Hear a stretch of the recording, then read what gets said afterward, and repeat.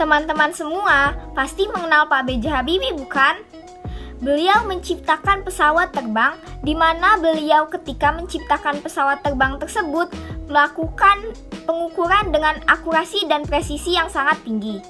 Nah, coba teman-teman bayangkan jika Pak B.J. Habibie ini dulu ketika merancang pesawat terbang ada sedikit melakukan kesalahan mengenai besaran satuan dan pengukurannya, itu pasti akan berdampak sangat fatal, bukan? Lalu apa ya yang dimaksud dengan besaran satuan dan pengukuran itu? Kalau teman-teman penasaran, simak videonya ya. Assalamualaikum warahmatullahi wabarakatuh. Tabi pun. Teman-teman, bagaimana kabar kalian hari ini? Semoga kita selalu dalam keadaan sehat. Amin. Hari ini kita akan belajar tentang besaran fisika dan pengukurannya yang memuat beberapa kade. Sebelum memulai pelajaran, ada baiknya kita membaca doa terlebih dahulu. Berdoa mulai. Berdoa selesai. Besaran dan satuan itu apa ya? Besaran adalah segala sesuatu yang mempunyai nilai dan arah. Besaran dibagi menjadi dua.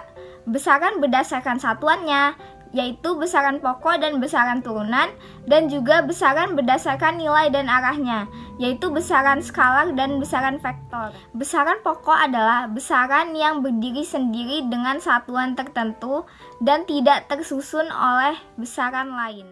Nah, teman-teman, berikut ini adalah macam-macam besaran pokok. Ada panjang, satuannya meter, massa, satuannya kilogram, dan lain-lainnya. Nah, kalau besaran turunan adalah besaran yang tersusun dari besaran lain, baik tersusun langsung dari besaran pokok maupun besaran turunan lain.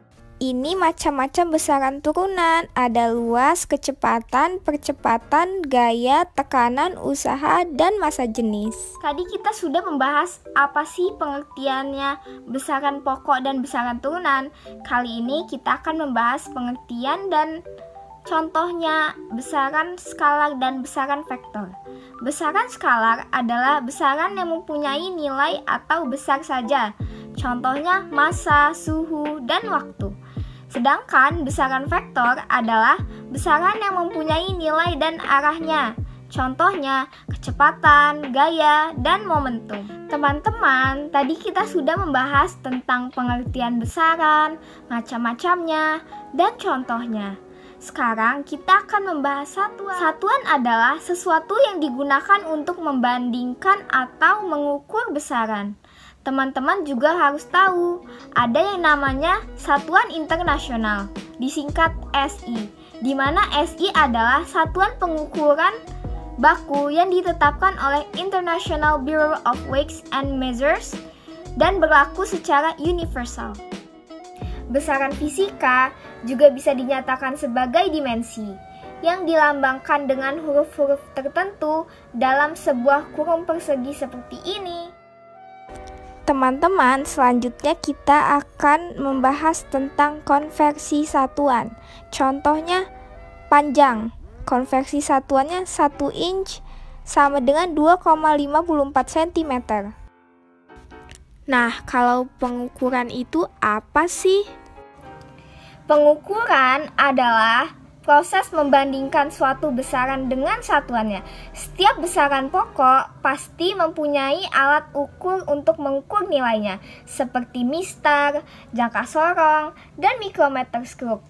Ketiga alat ini sebenarnya sama-sama untuk mengukur besaran panjang, tetapi yang berbeda adalah ketelitiannya. Semakin kecil ketelitiannya, maka semakin presisi pula hasil pengukurannya. Yuk, kita buktikan ketiga alat ini. Mistar punya skala terkecil 0,1 cm atau 1 mm. Cara ngukurnya tinggal tempelin aja si mistar ke HP-nya.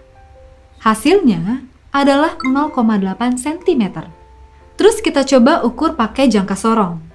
Jangka sorong punya dua skala, yaitu skala utama yang ada di atas ini dengan ketelitian 1 mm atau 0,1 cm dan skala nonius yang ada di bawah sini dengan ketelitian 0,1 mm atau 0,01 cm. Jadi skala terkecil jangka sorong adalah 0,01 cm. Kalau pakai jangka sorong, kamu harus perhatiin kedua skalanya pas lagi nentuin panjang suatu benda. Pertama-tama, perhatiin angka di skala utama yang berhimpitan dengan angka 0 pada skala nonius. Kita anggap A. Terus kamu perhatiin garis keberapa di skala nonius yang berhimpitan sama garis di skala utama. Cari yang benar-benar sejajar ya. Nah, garis itu yang bakal dikali sama skala terkecil jangka sorong. Terus ditambahin sama hasil pengukuran dari skala utama. Sekarang kita coba ukur HP-nya ya. Di skala utama, angka yang berdekatan sama angka 0 pada skala nonius adalah 0,8 cm. Terus garis di skala nonius yang berhimpitan sama garis pada skala utama adalah garis kelima. Berarti, hasil pengukuran HP ini adalah 0,8 cm ditambah 5 dikali 0,01 cm, yaitu sama dengan 0,85 cm. Udah kelihatan kan bedanya antara mistar sama jangka sorong? Nah, sekarang kita coba bandingin sama hasil pengukuran pakai mikrometer sekrup. Mikrometer sekrup ini juga punya dua skala kayak jangka sorong. Skala utama yang ini nih, skala terkecilnya adalah 0,5 mm. Dan skala nonius yang ada di selubung luar dengan skala terkecil 0,01 mm. Paling kecil di antara dua alat ukur tadi. Cara nentuin hasil pengukurannya juga sama kayak jangka sorong. Harus perhatiin kedua skalanya. Pertama-tama, perhatiin garis skala utama yang paling dekat sama selubung luar. Terus, perhatiin garis mendatar di skala nonius yang berhimpitan sama garis mendatar di skala utama. Sama kayak jangka sorong, angka yang berhimpitan di skala nonius itu dikali skala terkecil mikrometer sekrup. Habis itu, ditambah sama hasil pengukuran dari skala utama. Kalau kita coba ukur HP ini, bisa kalian lihat garis skala utama yang paling dekat ke selubung luar adalah 8,5 mm. Dan garis mendatar di skala nonius yang berhimpitan sama garis mendatar pada skala utama adalah 34. Berarti, hasil pengukuran HP pakai mikrometer sekrup adalah 8,5 mm ditambah 34 dikali 0,01 mm, sama dengan 8,84 mm atau 0,884 cm. Tahukah teman-teman apa yang dimaksud dengan angka penting? Angka penting adalah semua angka yang diperoleh dari hasil pengukuran meliputi angka pasti dan angka taksiran. Dalam menulis angka penting, terdapat beberapa aturan yang perlu diperhatikan, yaitu sebagai berikut. Di dalam angka penting, ada yang dimaksud dengan operasi angka penting. A. Penjumlahan dan pengurangan.